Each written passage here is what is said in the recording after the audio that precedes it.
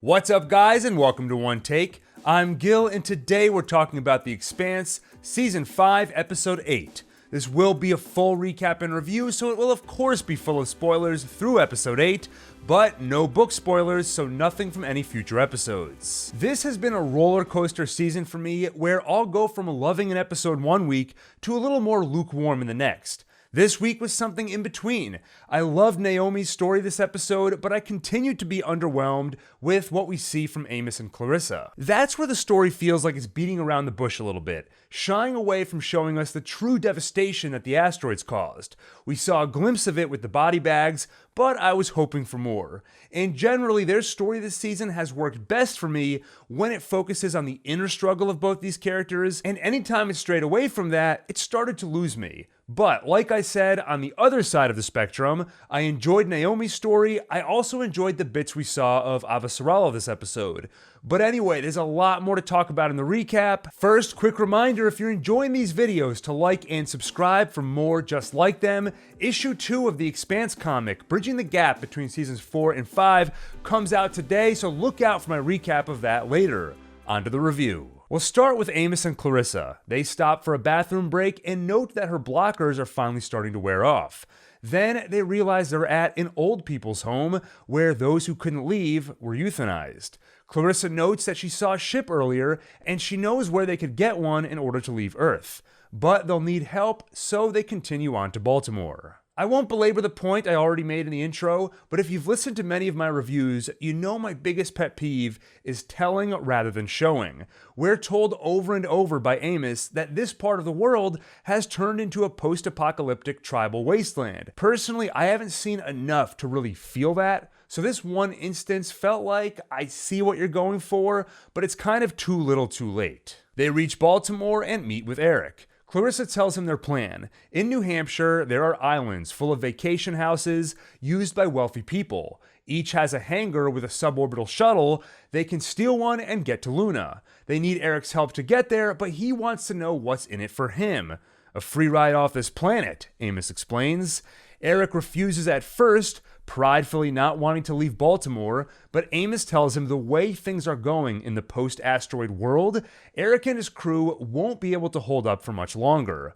Clarissa tells him a story about an inmate she knew that taught her a lesson about not lying to yourself and accepting when things are done. Eric then tells them about the horrible things he saw when the asteroids hit and finally accepts their offer. Don't have too much to add here. I'm not too invested in Eric as a character, so watching him struggle to let go of Baltimore felt more like just getting the pieces in place for Amos and Clarissa to get off planet. There are only 2 episodes left, so I'm hopeful there's something interesting in store for the two of them. Maybe we'll finally see them face the true horrors of post-asteroid Earth. Next, let's talk about David Pastor and Avasarala. David gives his first speech as Secretary General. In it, he promises the largest manhunt in human history, where Marco Inaros and all his associates will be made to answer for the atrocities they committed.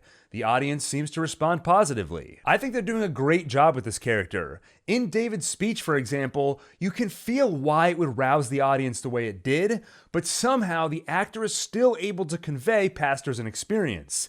You can tell he's not totally comfortable giving these speeches, but overcomes that to do a serviceable job. I thought they struck that balance really well. In a meeting afterward, David Pastor is informed they have no information on Inaros' whereabouts or his next moves, so they're stuck in a waiting pattern. But Felix offers a ruthless plan: destroy Palace Station. There are somewhere between 9,000 to 13,000 Belters there. He argues that many are loyal to Inaros. Others point out, we don't know how many are truly Inaros loyalists, so a substantial number of innocent people would be killed. Such a callous attack would radicalize many more Belters. Afterward, David meets with Felix. He asks Felix to speak his mind, and he does, saying they should blow up Palace Station to show Inaros and the rest of the Belt they shouldn't have effed with us. His job isn't to assess morality, and despite the number of innocents that will die, it pales in comparison to the number that died on Earth. Ever since the asteroids hit in episode 4, I have been craving a scene like this. With the world at the mercy of Inaros, I want to know what they do about it. and I think it's appropriate that they would be faced with difficult choices like this one. I also think it's brilliant storytelling to have David Pastor as the Secretary General and the one in charge of this decision. There would certainly be tension if Gao or Avasarala had to make the choice, but the tension is ramped up further when Pastor, who has likely never faced a choice like this before, is the one who has the power. So I'm on the edge of my seat for this story thread and can't wait to see where it goes. Only complaint is I enjoy these scenes so much, they really make me wish we had more Avasarala this season. Marco mourns the death of his friend Sin, then questions Filip about what he saw. Filip believes Naomi took her own life, killing Sin in the process, and Marco once again blames Filip for all this. She didn't have to kill Sin, she didn't kill him, you did. And just gotta say, every time Marco scolds Filip like this, I think it's one more step in Filip flipping on him. The Expanse may surprise us, but it certainly feels like they're telegraphing Filip turning on his father. Naomi wakes up on the Chetzemoka in great pain, then surveys her surroundings. First, she notices the tampering sensors around the ship, preventing her from tampering with nav controls or thrusters. Then she hears her own voice and finds the fake distress call asking for James Holden to rescue her. In this scene, I think they wanted us to feel like Naomi isn't really in a ship, she's in a bomb. And that came through. This is clearly a place stripped of resources, not meant to sustain a human. I thought it felt lonely, it felt dire, and was great setup for Naomi's struggle this episode. Meanwhile, Holden, Bull, and Monica wonder what happened to the proto-molecule. Was it blown up with the Zamia? Holden and Bull assume it was destroyed, but I kind of doubt that. Then Holden asks them to head for the Razorback to help Alex and Bobby with their Naomi rescue mission. Though Bull tells Monica he's not interested in going on a suicide mission to rescue Holden's girlfriend. Meanwhile, Dummer and her crew salvage some ships that were destroyed by Inaros. Dummer points out that they were a faction that went against Inaros, and he likely executed them for it. So it seems Drummer's first mission as part of Marco's Free Navy is salvaging, or as she says, scavenging, ships after Marco executes those on board. I would have loved to see a little more here. Going back to show don't tell, I think it would have been helpful to see bodies, see them on the ship, and really sell the fact that they're essentially grave robbing their own people for parts. We definitely hear that in Drummer's frustration, but I think seeing it would have added a little more. In private, Oksana asks Carl why Marco killed the Matar Kobalia faction. Carl explains that they turned Marco down and left in peace, but later hijacked 2 skiffs out of series. She explains that we protect our allies and destroy our enemies. Back to Naomi, she goes through a grueling process to create a makeshift radio, which includes a lot of holding her breath because the maintenance corridor is depressurized, meaning no oxygen. She puts on a vac suit to access the corridor, but there's no oxygen tank, so it physically protects her, but doesn't provide much breathing time. With her new radio, she records a message explaining her true situation, warning that the Chetzemoka is a bomb, and the distress call is meant to lure the Rocinante and destroy it. And I have to compliment Dominique Tipper again for doing a great job of showing just how painful every movement is for Naomi here. Also, I have to think this was a tough sequence to write.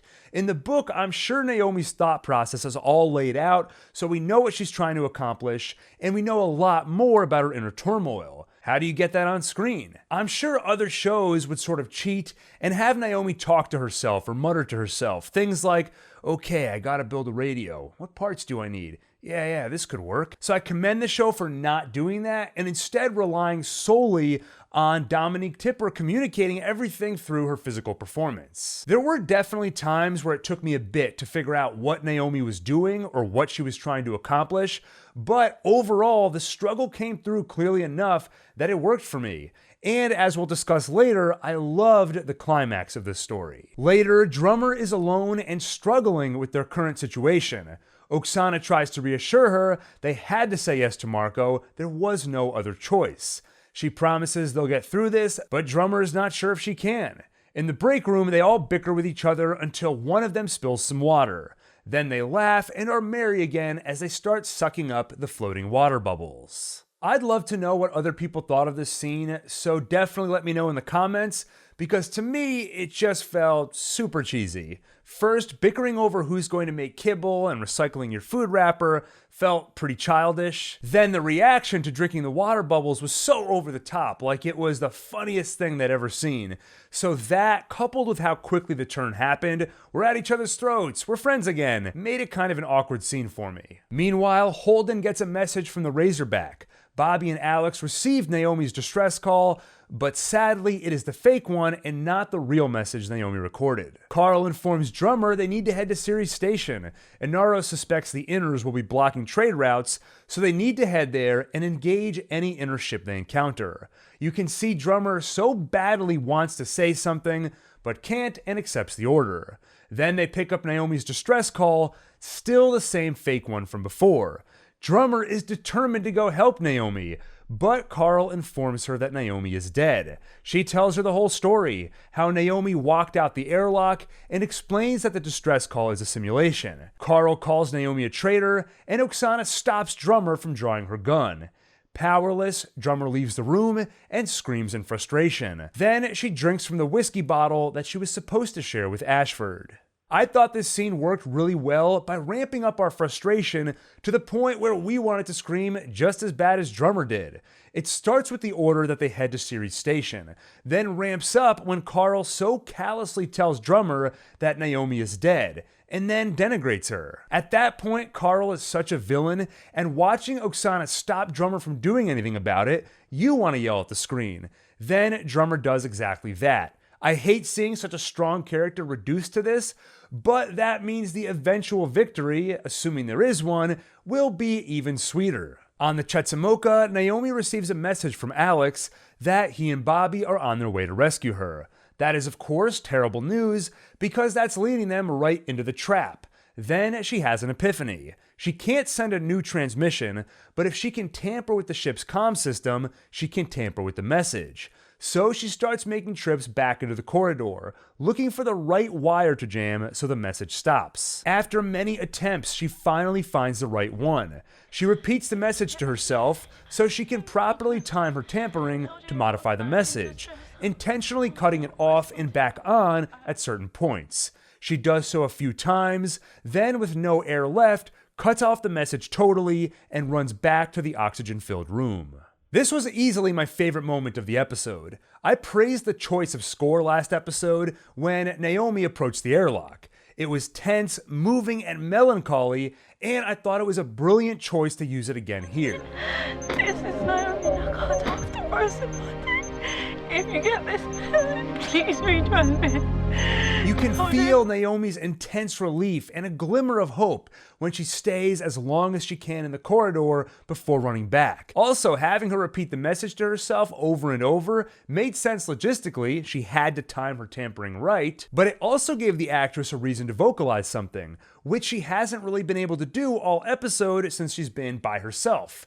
Being able to speak here allowed her emotions to come through even more. For example, you can hear her voice crack and you can hear her voice fail as she runs out of air. All of that made the scene that much more effective. Meanwhile, Carl and Oksana talk. Carl tells Oksana that Drummer needs to understand she will only stay captain so long as she follows Marco's orders. Then talks about how she used to be close to Naomi, until Naomi stopped believing in what they were fighting for, and adds, "That's when I knew that she only truly cared about herself." And hearing that totally false summation of Naomi's character really amped up my hatred for Carl. Then Carl notices that Naomi's distress call stopped. They listen to the message from right before it stopped and hear how it was modified to make it sound like Naomi is saying she is in control. This is Naomi Nakata of the Rose. Oh, James Holden, I'm in self-control. Oksana immediately questions if that means that Naomi could be on the ship and still be alive. And then the episode ends. Have to say, I loved the choice of ending with Naomi's modified distress call looping over the credits. Tell James Holden I'm in control. It so perfectly communicates how dire her situation is, but mixes it with the hope that the modified transmission will work to warn Holden and the others. Anyway, I think we can wrap it up there. Really curious to see how things wrap up in the next 2 episodes.